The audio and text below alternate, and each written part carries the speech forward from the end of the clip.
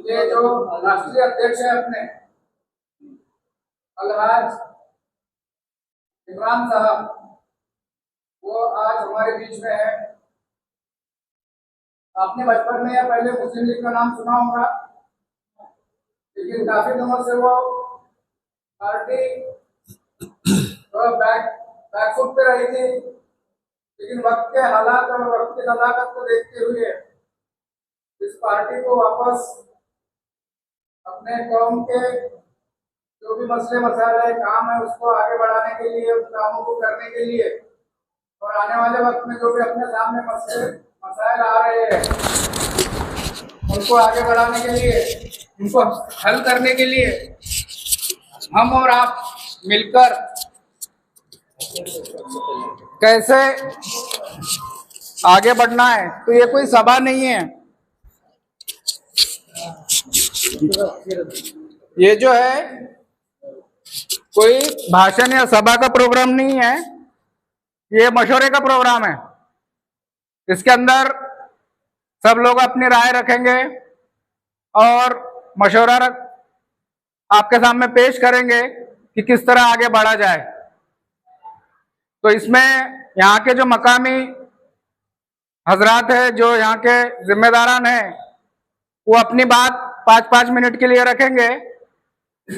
और आज के जो प्रोग्राम के सदर है हाजी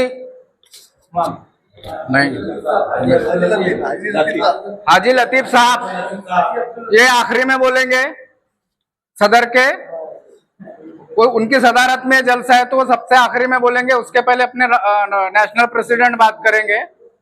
तो मैं एक एक जिम्मेदारान को दावत देता हूं कि उसके पहले हम इस्तेकबाल कर लेते।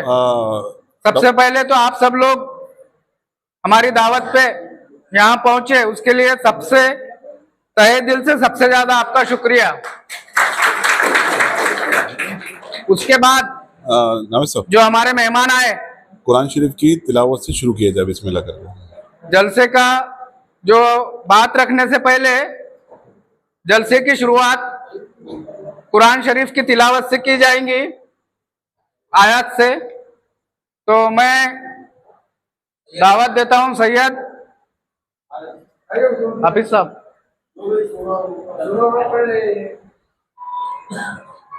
कि आप एक कुरान शरीफ की आयत पढ़ के कुरान शरीफ की आयत शुरू करो बिस्मिल्लाह। जलसे का आगाज करिए।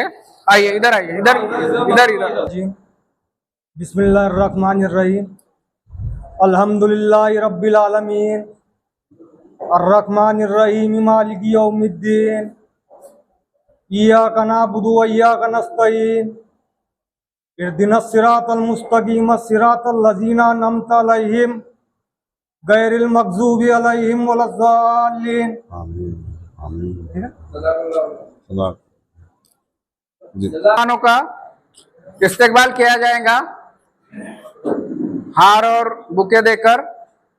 तो सबसे पहले हमारे जो नेशनल प्रेसिडेंट है, नाम याद रखिए, हाजी इमरान साहब, हाजी इमरान साहब, उनकी गुलपोशी सैयद तजीन हार, उनका स्वागत करेंगे।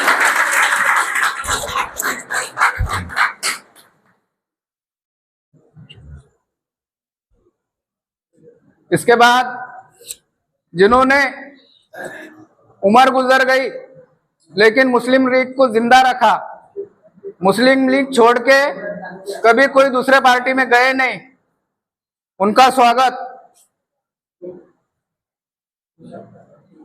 दिलशाद पहलवान साहब, आपके जाने मानी शख्सियत, इनका स्वागत अजमल भाई करेंगे।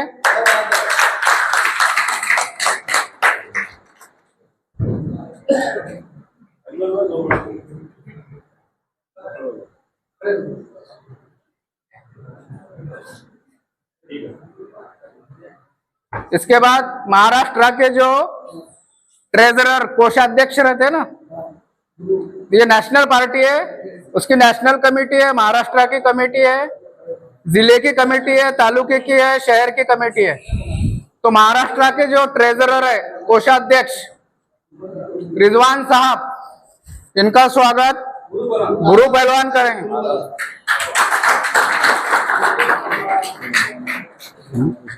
किसकी? हाजी साहब।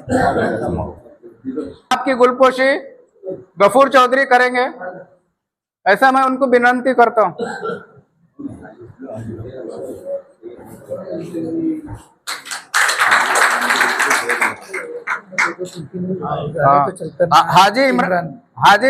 हाजी उस्मान साहब की गुलपोशी इमरान साहब करेंगे, ऐसा मैं उनको रिक्वेस्ट करता हूँ।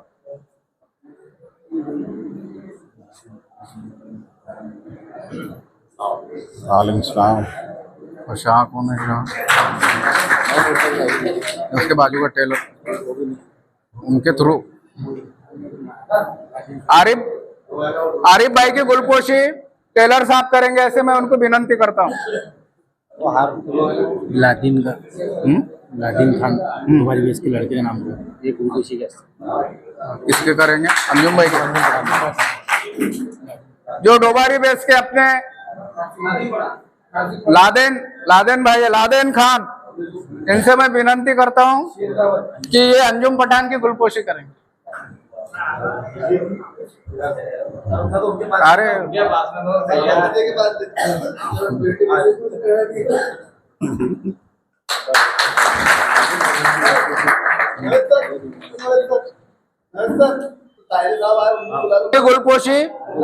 गुलपोशी बबलू भाई करेंगे, ऐसे मैं उनको रिक्वेस्ट। नाजिम भाई,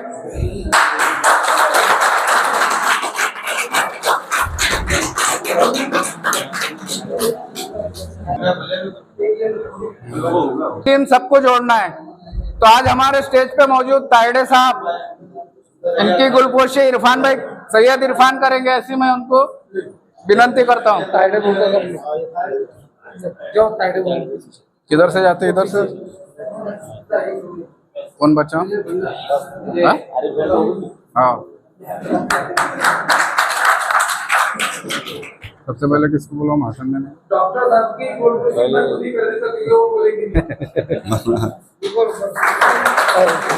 आप तो मिला। शुक्रिया।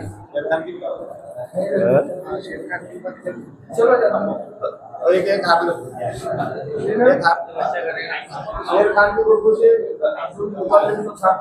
शेर खान आ जाए, इधर ले लो।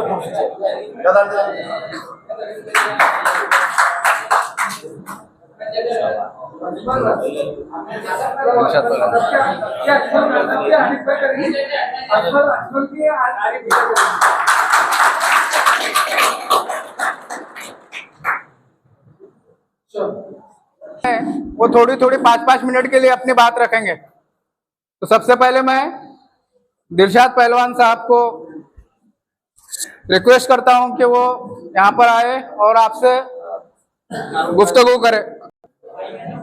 हाज़रीन जलसा, नौजवान, बुजुर्ग और स्टेज पर बैठे हुए हाजी अब्दुल लतीफ़ साहब, हमारे मुस्लिम लीग के मुख्य अधिकारी यानी सरपंच हाजी शमी कुरैशी और तमाम साहब और तमाम बैठे हुए अजमल खां और तमाम हमारे साथी अजमल, अंजुम साहब, नाजिम साहब और जो ये है तमाम ही को अस्सलाम वालेकुम। वालेकुम अस्सलाम।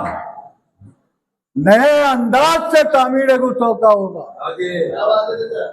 नए अंदाज से तामीर गुलसिता होगा, हमारी बिजलियां होगी, तुम्हारा आशियां होगा।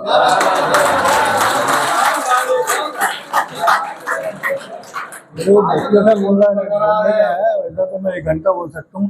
10 तो 10 दरिया भी न छोड़े हमने, बहरे जुल्मात में दौड़ा दिए घोड़े हमने।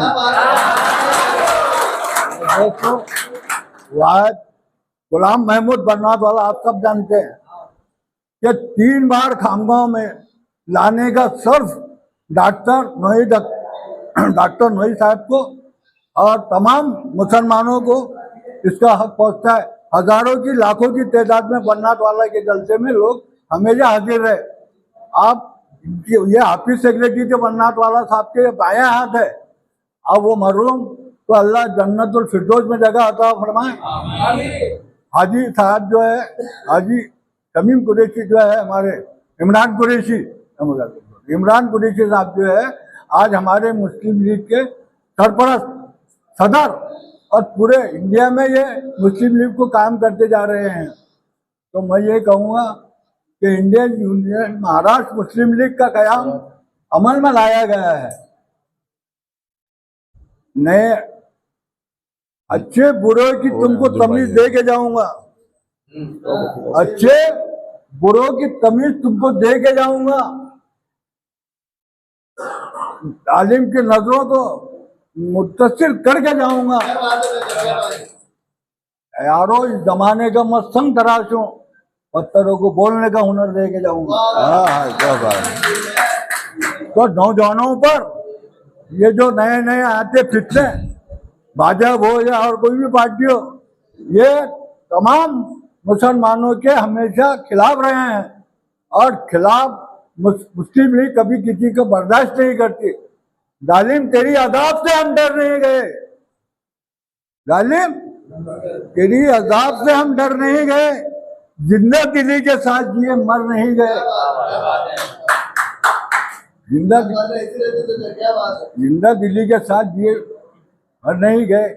मैं ज़्यादा वक्त नहीं लूँगा क्योंकि हमारे हाजी इमरान कुरैशी साहब जो है, इनका बयान आपको सुनना बहुत ही गुजारिश है कि हर मोहल्ले में हर जगह मुस्लिम लीग का प्रचार करे, किसी से न डरे। ये मैंने अभी शेर में कहा कि हम तालिब के लिए अदाब से हम डर नहीं गए, जिंदा दिली के साथ जिए मर नहीं गए। दुश्मन के मध्य मुकाबिल रहे, दुश्मन के मध्य मुकाबिल रहे सदा, मैदान छोड़कर कभी हम घर नहीं गए। इंडियन मुस्लिम लीग जो है मुसलमानों की ताकत है और हमारे महाराष्ट्र मुस्लिम लीग की नई इजाद हमारे हाजी इमरान कुरैशी साहब ने डाली है। हम इनके पीछे रहे और नौजवानों की ताकत को ज़्यादा से ज़्यादा बढ़ाएं। और डॉक्टर नोई साहब जो हमारे ज़िले के सदर भी है और हमारे खास भारत मुस्लिम लीग में खास तौर से बहुत एक्टिव सलाहकार रही है। मैं इतनी जगह लेके तक आएगी अपनी जगह। इसके बाद अल्हम्दुलिल्लाह बेहतर जगह से मैं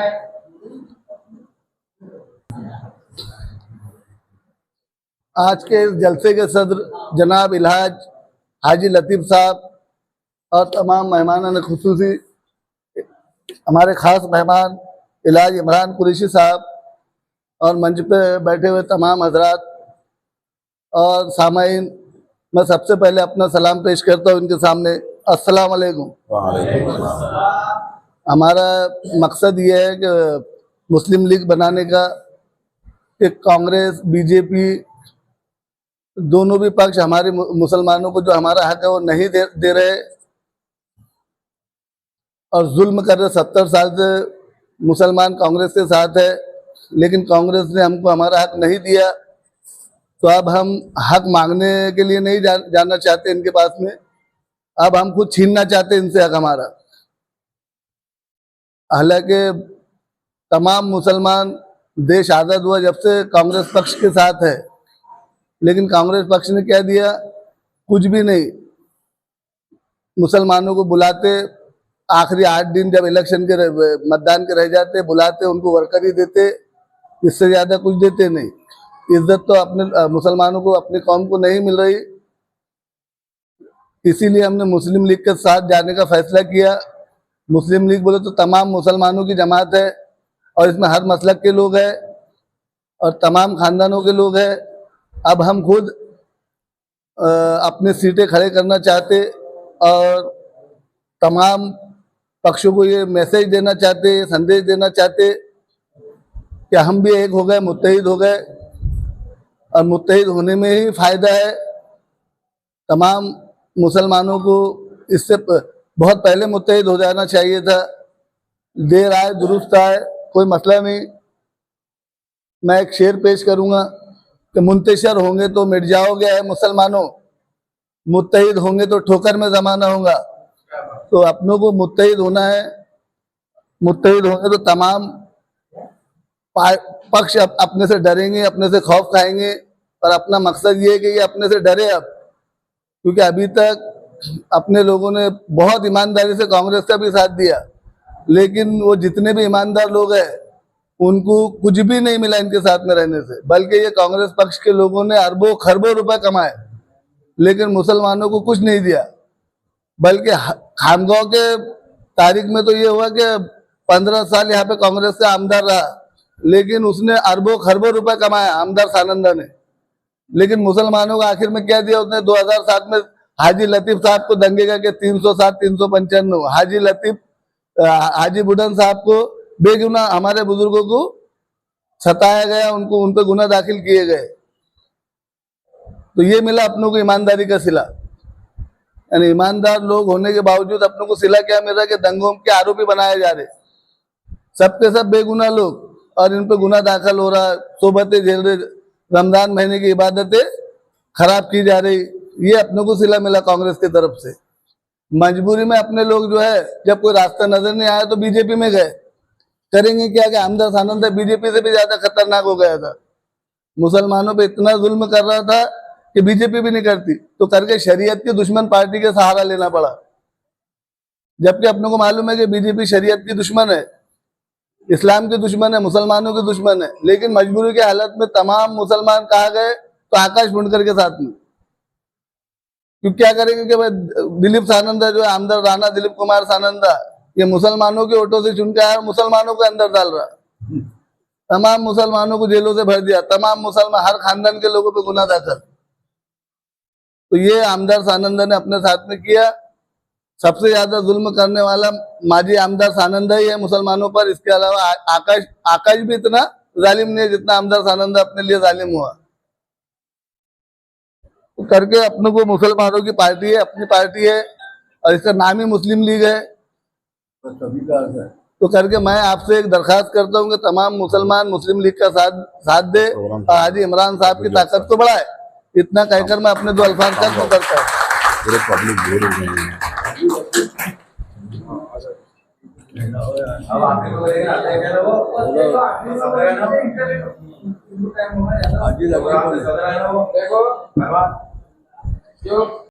तो आपको सुनना है ना भाई, सबको थोड़ा थोड़ा। अंजुम भाई ने कहा कि बीजेपी जो है तो शरीयत की दुश्मन है और कांग्रेस जो है तो मुसलमानों की दुश्मन है। फिर हम करें तो क्या करें? तो अपने पास ये बहुत बढ़िया ऑप्शन है, महाराष्ट्र मुस्लिम लीग MML। आप बोलेंगे कि इसके पहले इसी तरह की बातें, इत्तेहाद की बातें MIM ने भी की थी, लेकिन मैं आपको फर्क बता देता हूं MIM और MML का। MIM का कोई संगठन नहीं है, ना नेशनल लेवल पे, ना स्टेट लेवल पे, ना डिस्ट्रिक्ट लेवल पे, ना तालुका लेवल पे, ना गांव में। 1 मैन आर्मी, 1 मैन पार्टी चलती है वो। कोई भी छोटे छोटे कामों के लिए, फर्क बता रहा हूं मैं। तो यहाँ पे कैसा पूरा संगठन रहेगा, और संगठन जो रहता है वो पार्टी की जान रहती है। जिस पार्टी का संगठन सबसे अच्छा, वो पार्टी तरक्की करती है। तो वहां हम फेल हो गए MIM को लेके। तो आप सोचते होंगे कि वो और ये सेम ही है। तो यहाँ पे संगठन है नेशनल, स्टेट लेवल का, डिस्ट्रिक्ट लेवल का। तो इंशाल्लाह ये पार्टी बहुत आगे बढ़ेंगे इंशाल्लाह। अब इसके बाद मैं दावत देता हूँ हाजी लतीफ साहब को कि वो हालात आजरा पे 2 मिनट के लिए आपसे गुफ्तगू करें। वालेकुम अस्सलाम। रहमतुल्लाहि बरकातहू। अभी जो डॉक्टर साहब ने आपके सामने बताए, मैं ये कहना चाहता हूँ कि ये जो पार्टी है ये बहुत पुरानी पार्टी है और इसको अपन सब नौजवानों ने मिलके मुस्लिम लीग का साथ देना, इतना बोल के मैं अपनी जगह लेता हूँ। आपको बताता हूँ, बाबर आप सब जानते हैं ना, मुगल जो सबसे पहले हिंदुस्तान में आए, वो यहाँ आने के बाद उनसे कहा गया कि आप हाथी की सवारी करो, तो उन्होंने जंप करके हाथी पे बैठ गए और जो उसका महावत रहता है उसके हाथ में उसकी हाथी की लगाम थी। तो मुगल बादशाह बाबर इन्होंने कहा कि जो लगाम है वो मेरे हाथ में दे दो। तो महावत ने बोला कि ये घोड़ा नहीं है, ये हाथी है, तो इसमें जो है तो लगाम जो है तो महावत के हाथ में रहती है। तो बाबर नीचे उतर गए और उन्होंने कहा कि जिस चीज की लगाम मेरे हाथ में ना हो वो चीज की मैं सवारी कर नहीं सकता। तो हिंदुस्तान के सियासत की लगाम हमारे हाथ में होना चाहिए। बहुत बहुत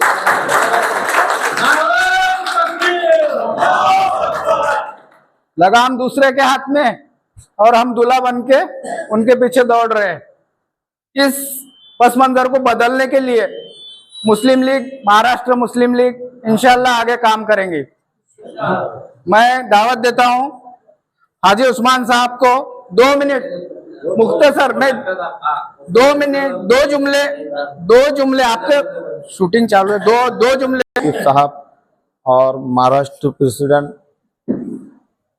हाजी इमरान कुरैशी साहब और जितने भी मुस्लिम लीग के नुमाइंदे हैं और उसके अलावा हमारे रहबर बुजुर्ग शख्सियत और नौजवान बच्चों, अस्सलामु अलैकुम व रहमतुल्लाहि व बरकातुहू। मैं आपके सामने कुछ देर के लिए पेश हुआ हूँ ये खालिद बताने के लिए कि ये पार्टी जो मुस्लिम लीग के ताल्लुक़ से अपन मशवरे के लिए जमा हुए, मैं नहीं समझता हूँ कि इसके ताल्लुक़ से बताना बेहतर होगा, क्योंकि हर कोई जानता है जब इतनी बड़ी शख्सियतें अपने सामने आ गई, बुजुर्ग हस्तियाँ, उन्हें उसका तारुफ करा दिए, तो इसके आगे बताने की कोई ज़रूरत ही नहीं। अल्हम्दुलिल्लाह। और मुस्लिम लीग पार्टी कोई आज की पार्टी नहीं, देश आज़ाद हुआ उस वक्त की पार्टी है, बराबर। हालात बने अपने इधर उसको जो कॉपरेट करने वाले कुछ लोगों ने साथ नहीं दिया, इसके कारण वो पीछे रह गई। लेकिन अब जरूरत जिस चीज की आ पड़ी है तो सबको खबर है, बोलने की जरूरत नहीं। अल्हम्दुलिल्लाह कांग्रेस ने क्या दी, बीजेपी ने क्या दी, दूसरी पार्टी ने क्या दी, किसी के तरफ ना ध्यान डालते हुए आगे अपने ऊपर क्या मसले मसाइल आ रहे हैं इससे हर मुसलमान वाकिफ है। सब कोई बचेगा नहीं उससे। जिस तरह के हालात मुसलमानों के सरों के ऊपर आ पड़े हैं, अगर आज भी मुसलमान नहीं जागा तो मैं नहीं समझता फिर इसके बाद के कोई तुमको बचाने वाला भी रहेगा। जब तुम्हारे घरों तक के घुस गए, तुम्हारे मस्जिद मदरसों तक के घुस गए, तुम्हारी शरीयत के अंदर घुस गए, अब यहां तक के हो गए कि वक्फ बोर्ड के अंदर भी घुस गए, वक्फ बोर्ड में से भी तुमको निकाला जा रहा, तो अभी भी मुसलमानों और जवानों को जागने की जरूरत है। वरना होता है जवानों का मामला ये हो गया, अल्हम्दुलिल्लाह अभी भी कुछ मसले आएंगे, जैसा भाई हम खड़े हुए, नवेद देशमुख साहब खड़े हुए, अंजुम भाई खड़े हुए, और जो जो इसके अंदर जुड़ेंगे उनको छेड़ा जाएगा, उनको बीजेपी का एजेंट कहा जाएगा। ये पुरानी खसलत है खामखो की सरजमीन की, और यहाँ की नहीं हर जगह की है। लेकिन क्या उनके ये बोलने से कोई बढ़ने वाले रुक जाए? अगर इसी तरह से हाल होगा तो मुसलमान जिस तरह से पीछे होते गए तो वो दिन दूर नहीं कि कोई तुम्हारा नाम लेने वाला भी बाकी नहीं रहेगा। ये बड़े अफसोस की बात है। किसी के तरफ तर्ज मत करो किसने क्या किया, अपन अपने अंदर गौर फिक्र करो कि अब तक के अपन ने कौम के लिए क्या किया और अब अपनी जो बची हुई जिंदगी उसके लिए अपन क्या करना चाहते। ये अगर हर नौजवान अहद कर ले कि अब मुझे कुछ करके दिखाना है, कोई एक सिंबल लेकर, जब तक के तुम्हारा मुसलमानों का कोई रहबर तुम नहीं बनाएंगे तब तक तुम इसी तरह पिटे जाओगे, इसी तरह पिटे जाओगे, इसी तरह मार खाओगे। हर वो लीडर तुमको आके खरीदेगा, तुम्हारे ईमान का सौदा करेगा और तुमको बियर बार में चिकन मुर्गे खिलाकर तुमको शांत बिठाएगा। तुमको वहां तक के मसले मसाइल सोचने का अधिकार देगा ही नहीं हो, ना तुम कभी उससे पूछ सकोगे। इसकी असल वजह यह है कि तुम उसके 100, 500, 1000 रुपए जो लेते ना, तुम्हारी हिम्मत मर जाती, तुम्हारी मर्दानी कुव्वत मर जाती, तुम्हारा ईमान गारत हो जाता, तुम उससे सवाल करने के हकदार नहीं रहते। इसलिए आज भी मौका है, जिस तरह से पूरे कौम मुस्लिम पर जिस तरह से उंगलियां उठाई जा रही, तो मेरे भाइयों, ये मैं कोई लीडर बनने के लिए नहीं बोल रहा, चाहे तुम किसी को भी आगे करो, एक मुत्तफाकाना फैसला लो। नौजवान अगर चाहे ना तो पूरी हुकूमत को हिला सकते, इंशाअल्लाह बिल्कुल हिला सकते। अब जो अपने ज़ईफों ने अब तक के किए, बुजुर्गों ने किए, उसको जाने दो पीछे, किसने मुसलमानों को उसके साथ क्या किया, किसने क्या नहीं किया, उसको पीस के कोई फायदा नहीं, उसके तरफ अपने साल 2 साल बर्बाद करके कोई फायदा नहीं। आज अपने को मौका दिया अल्लाह ने, आज इसके तरफ बढ़ो, बढ़ेंगे इंशाल्लाह, अल्लाह की मदद आएंगी और तुम्हारे आगे के काम होंगे। देखो, जवानों की हमेशा एक शिकायत रही खामगो के अंदर कि हमारे अरमानों को ठेसा जा रहा, उसकी असल वजह भी जवान है। मैं बोलता तुम्हारे को, क्यों तुम उन लीडरों से गुजारिश करते और उनसे तवक्को रखते जो कयामत तक भी तुमको आगे बढ़ने देना नहीं चाहते। जो हौसले तुम्हारे पास हो रहे, इसकी असल वजह भी वो है। और तुम्हारी भी कमजोरियां है कि आज अगर अपन कोई जुलूस निकालने का बोलो या किसी तरह के मामला बोलो, तो तुम किसी रहबर के लीडर की सुनने का तुम्हारे अंदर मादा ही खत्म हो गया, तुम अपने आप को लीडरशिप पेश करना चाहते। तो इसलिए अभी भी मौका है, अल्हम्दुलिल्लाह जो ये पार्टी आई है और इसके जो कारकुनान अपने सामने आ रहे हैं, जो भी अहदेदार अपने को गाइडेंस करेंगे, तो अपन मशवरा करो, इसके बाद और एक मशवरा लो और ऐसे लोगों के नाम पेश करो जो अल्हम्दुलिल्लाह डटकर मुकाबला कर सकते और जिनका जमीर बिक नहीं सकता, और जो आगे तक के इस पार्टी को ले जाकर काम करेंगे और मुसलमानों का इक्तदार कायम करके खामगो की सरजमीं को दिखाएंगे। ऐसे ही कैंडिडेटों को और ऐसे ही जिम्मेदारों को इसके अंदर लाने की कोशिश करो इंशाल्लाह। इतने 2 शब्द बोल के मैं अपनी जगह लेता हूँ। अल्हम्दुलिल्लाह अजमल साहब ने बहुत अच्छी बात रखी जवानों को लेकर। आजकल इंटरनेट का, सोशल मीडिया का जमाना है, मोबाइल का जमाना है। रात दिन आप लोग मोबाइल यूज करते हैं। अभी का ताजा वाकया है, बांग्लादेश के अंदर रिजर्वेशन, बांग्लादेश के आजादी में जिन लोगों ने अपनी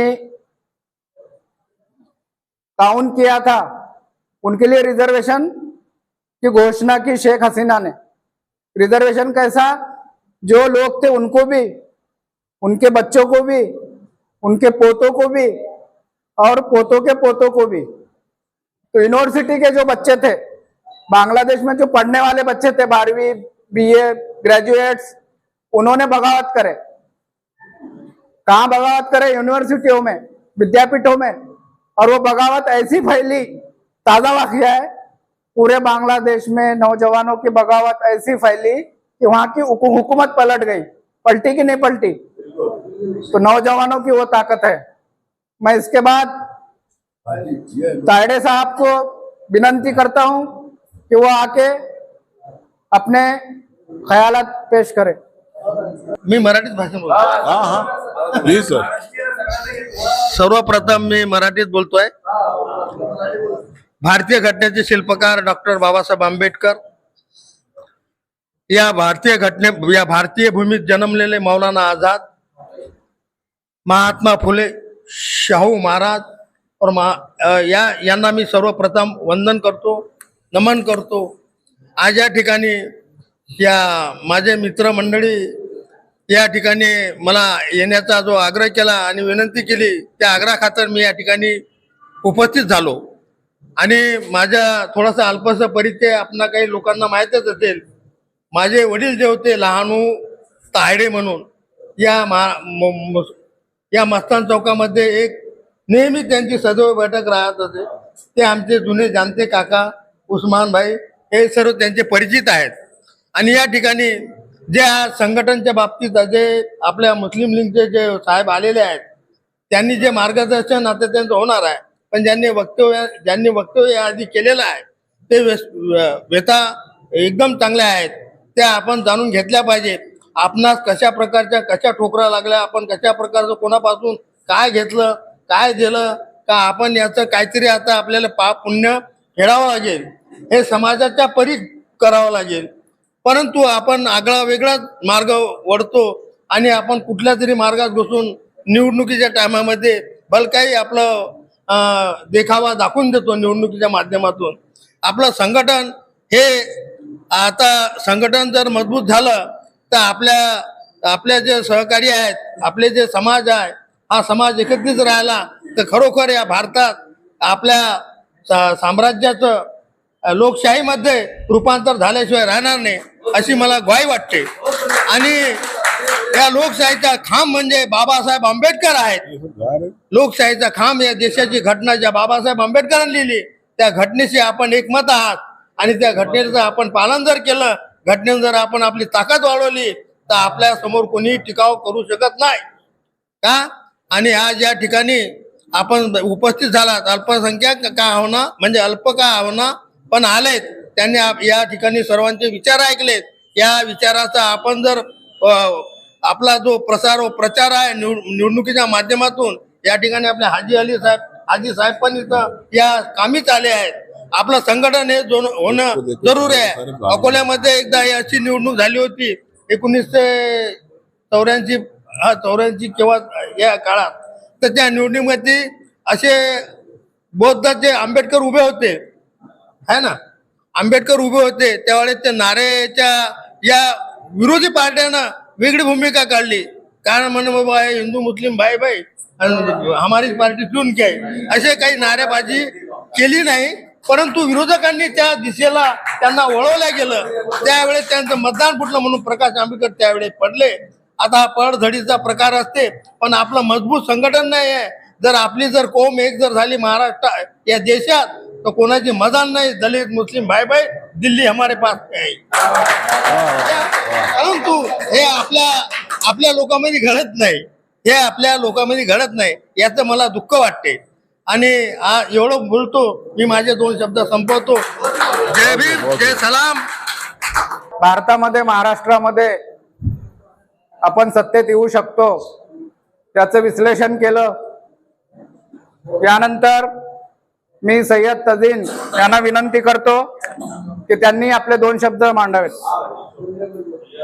आखिरी में बैठे हुए लतीफ हाजी साहब और बॉम्बे से हमारे मुस्लिम लीग के महाराष्ट्र के प्रेसिडेंट इमरान कुरैशी साहब और मंच पे बैठे हुए सब नेता मंडली और सामने जो बैठे तो हमारे भाई.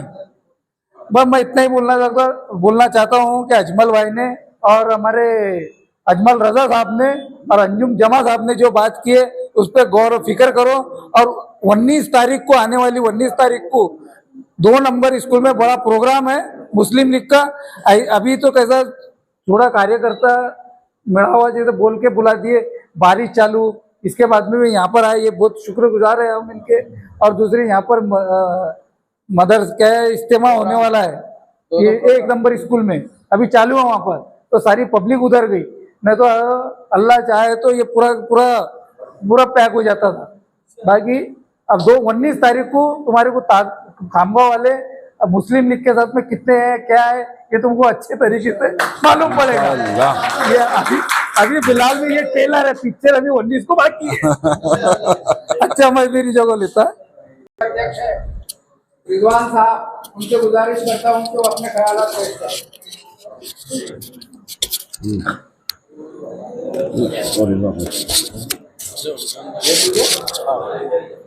वो आपके पास रेनू बार बार आपको लगता है. अस्सलाम वालेकुम. अभी मेरी बात हुई थी नाजिम भाई से, तो उन्होंने बताया कि आप लोग अच्छे से अच्छे मतलब पढ़े लिखे हैं, सबकी मतलब कोई इसकी डिग्री है कोई क्या है, तो आप थोड़ा सोचो, दिमाग लगाओ. आज हम जो मंच पे बैठे, आज एक भी उस पे से अपने नौजवान है कोई? ये बहुत बड़ी सोचने वाली बात है. आज हमारे को फिक्र होना मांगता कि आज हमारे नौजवान में से कोई इधर मंच में आके बैठना चाहिए. ऐसी अपना जज्बा, ऐसी औकात अपना बनाना चाहिए. आज अगर हम अभी भी ध्यान नहीं देंगे तो आने वाली अपनी जो औलाद है उस पर क्या असर पड़ेगा. आज सरकार की तरफ से बहुत सी सुविधा है पर हम लोग कुछ भी नहीं ले पा रहे. ये अल्लाह ने अभी एक बहुत सुनहरा मौका दिया है कि हमारी जो पार्टी बनी है और जो हम यहाँ पर आपके लिए यहाँ तक चल के आए, ये बहुत बड़ा सुनहरा मौका है। आप लोग इसमें ध्यान देना है और जोड़ना है और काम को आगे बढ़ाना है। इसमें अल्लाह इंशाल्लाह कामयाबी देगा और अपना जितना भी हक है हम उसको लेना है इंशाल्लाह। तो आप लोग सब साथ देंगे इंशाल्लाह। हमारे औलादों को अच्छी पोस्ट में, कोई LLB, कोई गवर्नमेंट के जो वकील होते हैं सब, वो मतलब हर पोस्ट में देखना चाहेंगे इंशाल्लाह। आप लोग का ताउन रहेगा इंशाल्लाह। मैं अपना यही बात खत्म करूंगा इंशाल्लाह। हाजी रिजवान साहब के बाद आज के जलसे मुफ्ती सर अपने ख्यालात पेश करें। बाजू को तकिया बना लेते हम, अपने ओटे को, अपने बाजू को तकिया बना लेते हम, गरम ओटे को बिछौना बना लेते हम, और मिलना है तो बेखौफ आके मिल, हम आस्तीन में खंजर नहीं रखते। अब ये जो काम है मुस्लिम लीग का, ये मुसलमानों के वास्ते 2-in-1 काम है। 2-in-1 बोले तो मुसलमानों के लिए सिर्फ एक ही पार्टी है, वह मुस्लिम लीग। और ये BJP, कांग्रेस, बहुजन पार्टी, कोई भी पार्टी ये अपने लायक के नहीं है। सब मिलके अपन इनका साथ दो, बस इतनी बोल के अपनी जगह लेता हूँ। आपको याद होगा गुलाम बन्नातवाला साहब की मस्तान चौक में सभा हुई थी, याद है? शेर का चचा को याद होगा। जब से साहब जो है 20 साल तक रात दिन गुलाम बन्नातवाला साहब के साथ रहे, बंबई में, दिल्ली में, पार्लियामेंट में। तो 20 साल तक उनके साथ रहने के बाद आप सोच सकते हैं कि उनके ख्यालात से ये कितने मुतासिर और कितने उनको सब पता है बन्नातवाला साहब के बारे में। तो ऐसे हमारे नेशनल प्रेसिडेंट हाजी इमरान साहब, इनसे मैं गुजारिश करता हूं कि वो आके अपना खिताब अंजाम दे।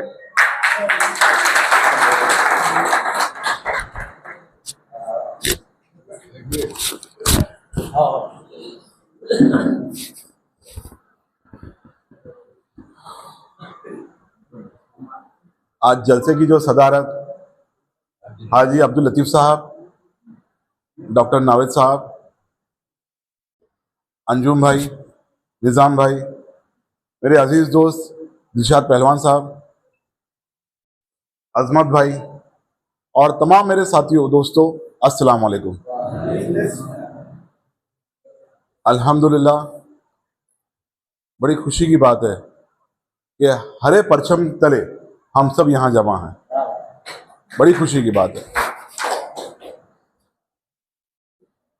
सबसे पहले मैं आप लोगों को स्टेप बाय स्टेप लेके चलता हूं। पॉलिटिकल पार्टी मुस्लिम लीग की बुनियाद कब से शुरू हुई? 1906 से मुस्लिम लीग की बुनियाद है। यह आज की जमात नहीं है, यह 1906 से जमात चल रही है।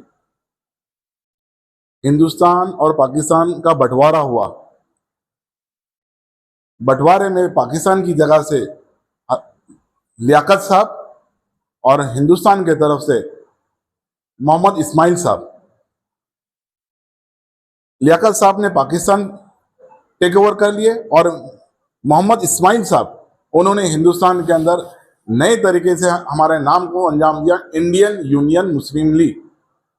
राजाजी हॉल 10 मार्च राजाजी हॉल के अंदर इंडियन यूनियन मुस्लिम लीग का खिताब हुआ।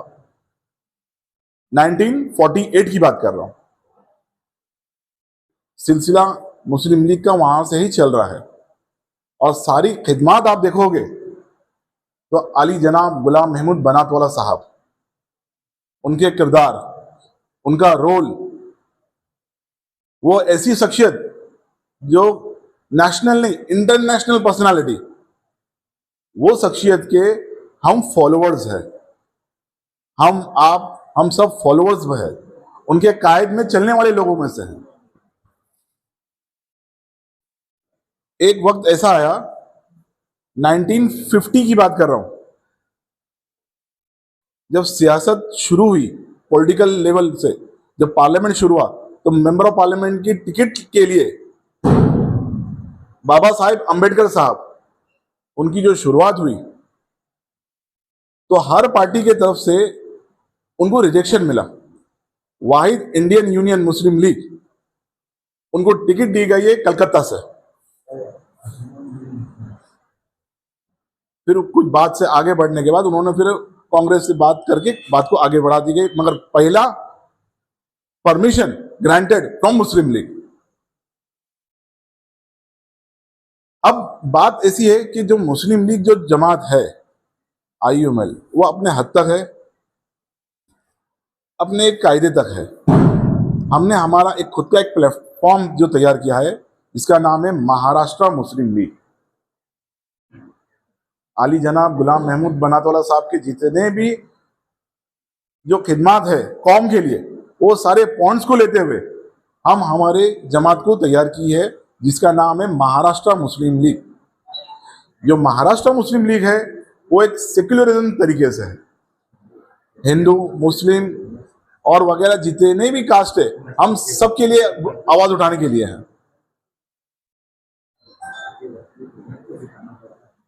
जो हमारी जमात है एक पॉलिटिकल लेवल जिसके अंदर हमने उसके कुछ टर्म्स एंड कंडीशंस बनाए हैं काम करने के लिए। सबसे पहले कि हमारा पहला मुद्दा है रिजर्वेशन का। आप लोगों को ये मालूम होना चाहिए कि कास्ट सर्टिफिकेट आसानी से बनती नहीं है। कास्ट सर्टिफिकेट बनाने जाओ तो आपको बोलेंगे 67 का पुरावा लेकर आओ। 67 के जन्म के लोगों का यानी आपके बाप, आपके वालिद साहब, आपके दादा, उनके डॉक्यूमेंट लेकर आओ, जो कि वो मिलने से मुश्किल है। यानी आपको सरकार उलझा रही है कि किसी भी हद से तुम्हारे को कास्ट सर्टिफिकेट ना बने। चलो हमने किसी भी तरह से सर्टिफिकेट का अपना पेपर डॉक्यूमेंट का बंदोबस्त कर लिया।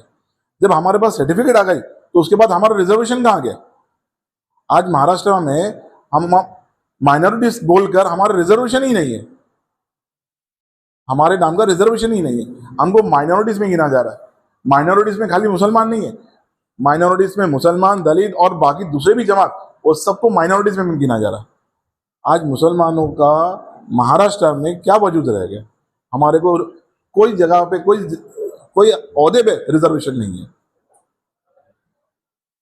हमारा सबसे पहला मुद्दा यह है, सरकार से हम अपील करते हैं कि मुसलमानों को रिजर्वेशन दिया जाए। हमारा दूसरा मुद्दा,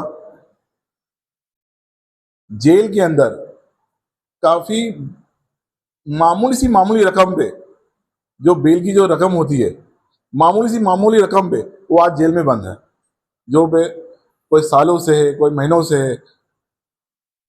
तो ये सब चीज क्या हो रही है? क्या ये दूसरे लोग नहीं देख पा रहे? खाली हमने देखे?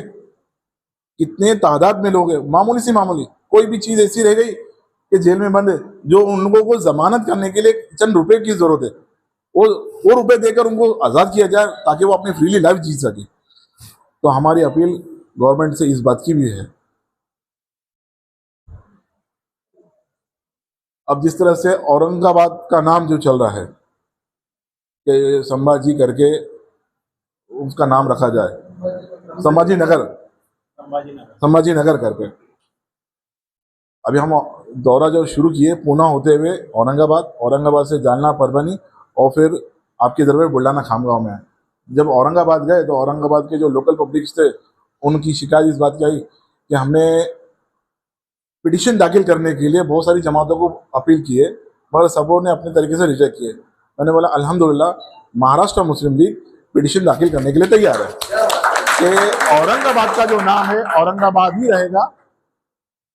उसके पॉइंट्स है कि एक बार जब नाम दिया गया एक शहर को तो 100 साल हो जाते तो वो नाम हटा नहीं सकते।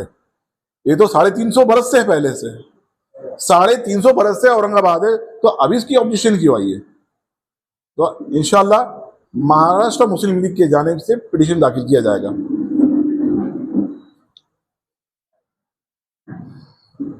अब ये पॉलिटिकल पार्टी है नेशनल लेवल पे, ये खाली महाराष्ट्र के लिए नहीं काम कर रही है, एंटायर नेशन के लिए काम कर रही है। हमारे साथ राजस्थान, दिल्ली, यूपी, पंजाब, बिहार, आसाम, बंगाल, कर्नाटक और भी दूसरे स्टेट से जो हमारे साथ जुड़े हुए हैं। हम नेशनल लेवल पे खड़े हैं, नेशनल लेवल की तरीके से हमारी सोच है, खाली महाराष्ट्र को लेकर नहीं है। नाविद साहब, मैं आपसे एक बात जो करना था, जो मैं आज अभी स्टेज पे बता रहा हूं, एक पॉलिटिकल पार्टी का जब नेशनल लेवल की जब बात आती है, उसको स्टैंड करने के लिए सपोर्ट की जरूरत पड़ती है। हर एक आदमी ये बोलेगा कि भाई नेशनल पॉलिटिकल पार्टी है, उसकी आप दावत दे रहे हो, तो उसको चलाने का तरीका, उसको सिस्टम बनाने का तरीका, तो कुछ हमारे लिए कुछ बेहतर उसके सोल्यूशन बताओ, कुछ सिस्टम बताओ। अल्हम्दुलिल्लाह हमने खाली पॉलिटिकल पार्टी महाराष्ट्र मुस्लिम लीग खाली वो नहीं लेकर आए, उसके साथ बैकिंग में आपके साथ हमने ट्रेड यूनियन भी लेकर आए हैं। ट्रेड यूनियन के अंदर हमने स्वतंत्र बांधकाम and general labour union already registered करके आपके साथ में लेकर आए हैं। जो जो यूनियन है स्वतंत्र हिंदुस्तान स्वतंत्र लेबर जनरल अपना बांधकाम लेबर का मतलब एक बिल्डिंग बनाने वाले जितने भी टाइप के लेबर होते हैं, कड़िया, मिस्त्री, प्लम्बर, वायरमैन, इलेक्ट्रिशियन, हर तबके के जो लोग हैं, उन लोगों को गवर्नमेंट की तरफ से बहुत सारी फैसिलिटीज मिलती है। उसका सिस्टम बनता है, उसका लेबर का कार्ड बनता है, उसकी पूरी फैमिली की डिटेल आती है पीछे। हस्बैंड जेंट्स हो या लेडीज हो, शादी करने का खर्चा गवर्नमेंट दे रही है, बच्चे फर्स्ट एंड सेकंड डिलीवरी का खर्चा दे रही है, बच्चों के पढ़ाई का खर्चा दे रही है, बच्चे को हायर एजुकेशन के लिए गवर्नमेंट सरकार पैसा दे रही है। तो ये सारी फैसिलिटीज हम आपके पास लेकर आए हैं, जो उसको बैकिंग करने के लिए तैयार है। और उसके अंदर मैं जो नाविद साहब जो है हमारे, तो उनकी टीम को ये सारी डिटेल में समझा दूं, ताकि वो आपको लेकर गाइड करके आगे बढ़ सके इंशाल्लाह। साथ ही साथ हमारी ट्रस्ट भी है, गुलाम महमूद बनातवाला फाउंडेशन, उसको भी लेकर आपको आगे बढ़ना है। तो आपके पास एक पॉलिटिकल पार्टी की बैकग्राउंड के साथ सपोर्टिंग के लिए एक यूनियन भी है और एक ट्रस्ट भी है, तो ताकि आप कामों को आगे बढ़ा सके। अब हमारी जो पॉलिटिकल पार्टी है, थोड़ा हमारा पैटर्न एक साइड डिफरेंट तरीके से है। हर पॉलिटिकल पार्टी की सोच समझ के हमने अपना एक बैकग्राउंड जो बनाया है वो इस तरह से है कि हमारे लेटर हेड पे, हमारे विजिटिंग कार्ड पे खाली महाराष्ट्र नहीं, एंटायर इंडिया के लिए एक ही पैटर्न रहेगा। सही बात। और जिसमें अली जनाब गुलाम महमूद बनातवाला साहब, मौलाना आज़ाद साहब और डॉक्टर बाबा साहेब अम्बेडकर साहब, ये 3 लोगों की फोटोआं रहेंगी उस पर। वो तहत करते हुए, ये हम सेक्युलर बोल नहीं रहे, हम करके भी दिखा रहे हैं। और वो तहत करते हुए मैं आप लोगों को दावत देता हूं, आइए मुस्लिम लीग के अंदर ज्वाइन होइए और मुस्लिम लीग को मजबूत कीजिए। आपके बुल्डाना शहर के अध्यक्ष हमने, जिले के डिस्ट्रिक्ट बुल्डाना डिस्ट्रिक्ट के सदर जनाब डॉक्टर नाविद देशमुख साहब, हमने उनको अपॉइंट किए। आप ये इनकी सदारत से आप पूरे लेके चलने वाले हैं। इसके अंदर ये जमात के अंदर पहले ही मैंने डॉक्टर साहब से बात किया कि फ्री हैंड अपने तरीके से आपको काम करना है, किधर से कोई चीज की रोकथाम की जरूरत नहीं है। जो आपने बता दिए कि मुझे इतने एबी फॉर्म लग रहे, उतने एबी फॉर्म आपके पास मौजूद हो जाएंगे। पूरे बुल्डाना डिस्ट्रिक्ट की अथॉरिटी डॉक्टर नाविद साहब के पास है और उनकी टीम, जिसमें अंजुम भाई भी है, जिसमें दिलशाद साहब भी है, अजमत भाई भी है और निजाम भाई भी है, नाजिम भाई भी है। ये पूरी जो टीम है, ये पूरी टीम मिलकर इनकी पूरी काम करने वाली है इंशाल्लाह। तो मैं चाहूंगा कि आप लोग इन सबको अपना हौसला, अपनी ताकत देके इनको मजबूत करो, ताकि ये बुल्डाना शहर को एक बुलंदी पे लेके जाए महाराष्ट्र मुस्लिम लीग के नाम से इंशाल्लाह।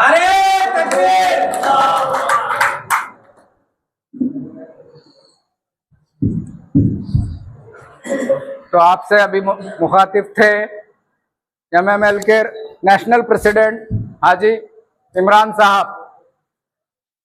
प्रोग्राम का इख्तिताम होने जा रहा है, उसके पहले 19 तारीख का ऐलान करो। हाँ, तो ये तो अपने मशवरे की मीटिंग थी। इंशाल्लाह आने वाले 19 तारीख को 19 सितंबर 2 नंबर के ग्राउंड में जुमेरात के दिन इंशाल्लाह शाम में बहुत बड़ा जलसा रहेगा, जिसके अंदर पूरे खामगांव की आवाम, पूरे बुल्ढाना जिले के आवाम आएंगे। और जब तक हमारे पूरे कमेटियां बन जाएंगी बुल्ढाना जिले की, और उसमें हजारों के तादाद में लोग आएंगे। और आपसे भी गुजारिश है कि उस प्रोग्राम के लिए आपको ज्यादा से ज्यादा दावत पहुंचाना है 19 तारीख के लिए। वो जलसा रहेगा पार्टी का। ये जो था ये मशवरे का प्रोग्राम था। और इसमें अभी रिजवान साहब का ये कहना है कि यहाँ पे जो अभी फिलहाल जिन लोगों को चुना गया है कारकुनान के तौर पर, तो हाजी इमरान साहब के हाथ से उनको लेटर ऑफ अपॉइंटमेंट दिया जाएगा। तो मैं रिजवान साहब से गुजारिश करता हूँ कि ये प्रोग्राम को आगे बढ़ो। एक बार फिर से मैं आया हूँ। अच्छा, अभी जो सदर साहब ने बोले हैं स्वतंत्र बांधकाम व जनरल लेबर यूनियन, आप इसके बारे में कुछ समझा? आपको मैं बताता हूँ।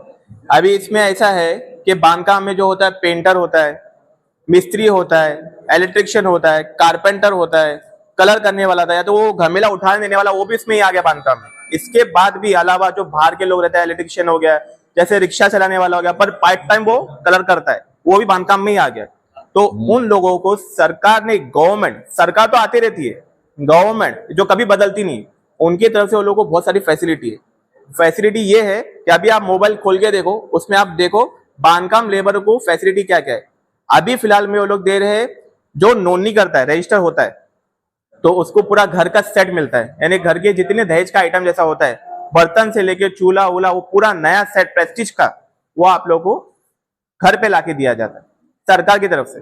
कोई ये नहीं, कोई आम पार्टी वो नहीं है, गवर्नमेंट की तरफ से आता है। और जैसा नोंदनी हो गई, कुछ होता है, शादी होती है उसकी, वो बंदे की, या तो जेंट्स हो या लेडीज हो, तो उसको उसके अकाउंट में 30,000 रुपए मिलते हैं। कितना मिलता है? 30,000। पहली शादी, हाँ, दूसरी नहीं, पहली शादी में।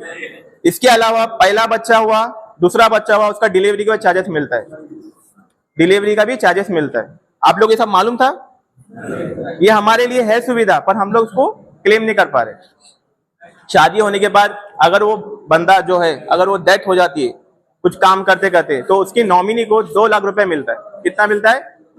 2 लाख रुपए। यानी ये बहुत सारी स्कीम है। और यहाँ तक अभी ये भी योजना है ये कि अगर घर खरीदना चाहता है, वो 6 लाख का घर है उसका, तो 2 लाख का लोन उसको पास किया जाएगा।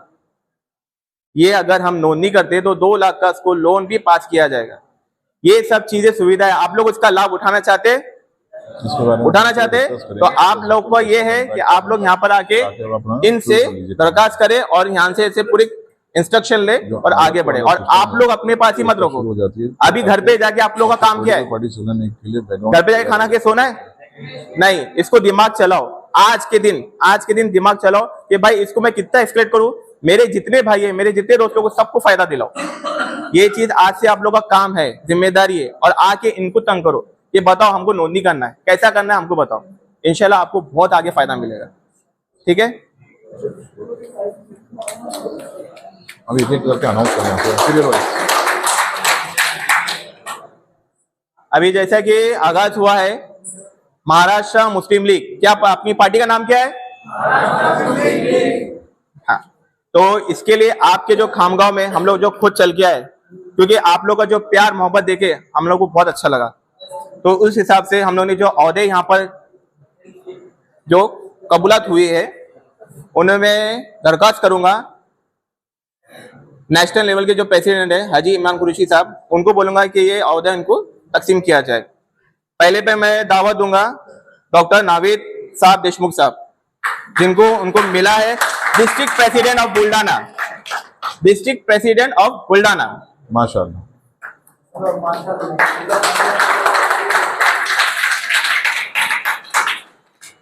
मुबारक हो सर, मुबारक। दूसरा नाम बोलो। दूसरा मैं आगाज करूंगा नदीम खान साहब। नदीम खान साहब, इन्हें डिस्ट्रिक्ट बुल्डाना के वाइस प्रेसिडेंट का मकाम मिला है।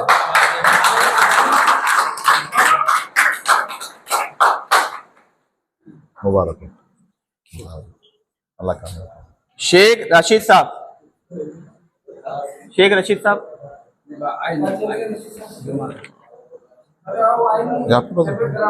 अजमत खान साहब, अजमत खान साहब को city president, Khamgaon city president का आगाज किया गया है माशाल्लाह।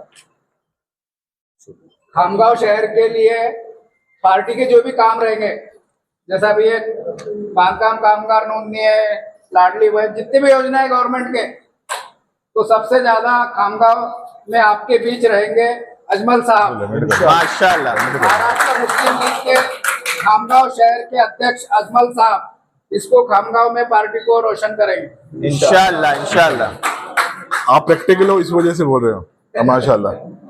और ये लास्ट में बोलूंगा सैयद दिलशाद पहलवान साहब, उनका आगाज करूंगा। इनको दिया गया है जॉइंट सेक्रेटरी एडवाइजर कमेटी। नहीं, इनका तारुफ मैं क्यों बताता हूँ, ये मेरे अजीज है और पुराने हैं और लीजेंड है हमारे। इनका नाम है सैयद दिलशाद पहलवान साहब। और सबसे पहली बात तो ये है कि यहाँ पर हर एक आदमी का नाम पहलवान है। मैं तो ये सोच रहा था सारे पहलवान होंगे, ठीक है। सैयद दिलशाद पहलवान साहब जो कि सलाहकार कमेटी होती है, सलाहकार कमेटी पूरे एंटायर महाराष्ट्र के आप सेक्रेटरी है माशाल्लाह माशाल्लाह।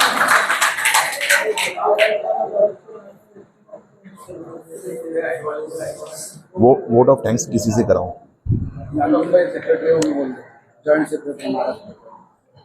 अंजू मैं को कहाँ है पेपर? पेपर में पहले दे चुके थे, पहले सबसे पहले वही बना। अरे हाँ, और सबसे पहली बात यह है कि हमारा जो पैनल जो तैयार हुआ है महाराष्ट्र मुस्लिम लीग, महाराष्ट्र मुस्लिम लीग के अंदर जो महाराष्ट्र के जो अहदेदार है, पूना से है, जो महाराष्ट्र लेवल की बात कर रहा हूँ, पूना से है, औरंगाबाद से है, आपके इस बुल्डाना से है, परभनी से है, जालना से है, हिंगोली से है। तो आपके बुल्डाना से जो शख्सियत है वो अंजुम भाई है, अंजुम भाई है। और उनका ओहदा जो है महाराष्ट्र के सेक्रेटरी है, जॉइंट सेक्रेटरी। अब महाराष्ट्र के जॉइंट सेक्रेटरी है, महाराष्ट्र मुस्लिम लीग के महाराष्ट्र के जॉइंट सेक्रेटरी अंजुम भाई। अल्हम्दुलिल्लाह। Vote of thanks. प्रोग्राम के इख्तिताम में मैं सैयद तजीन साहब से गुजारिश करता हूँ कि वो मेहमानों का और आने वाले सभी आप चाहने वालों का शुक्रिया अदा करें। Vote of thanks. आप लोगों को यहाँ आए, बहुत बड़ी बात है। आपने सब घूमे हमारे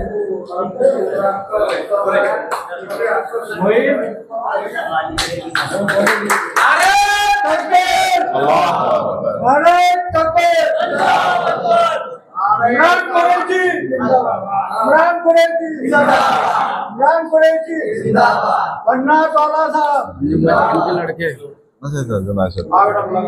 अभी हमने सबने अपने अपने ख्यालात पेश कर लिए।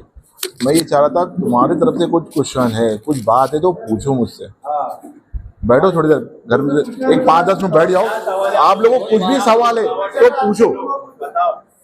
हम लोग आपके साथ एक दोस्त बनकर आए हैं और मुझे आप लोग बैठो और मुझे बताओ आप लोगों के कुछ मसले हैं, कुछ मसाइल है, कुछ बात है। अभी जो मैंने आप लोगों को बताया, पॉलिटिकल पार्टी भी बताया, यूनियन के ताल्लुक से भी बताया हमने, तो उसके अंदर कोई जगह पे तुम्हारे को कुछ क्वेश्चन है तो रेज करो। ये वो पार्टी नहीं है जो कोने में लेके 100 रुपए का वड़ा पाव खिलाए और बस वो नहीं। ये पार्टी ऐसी है रात को आधे रात को भी आप लोग फोन करेंगे, आपको मदद मिलेगी।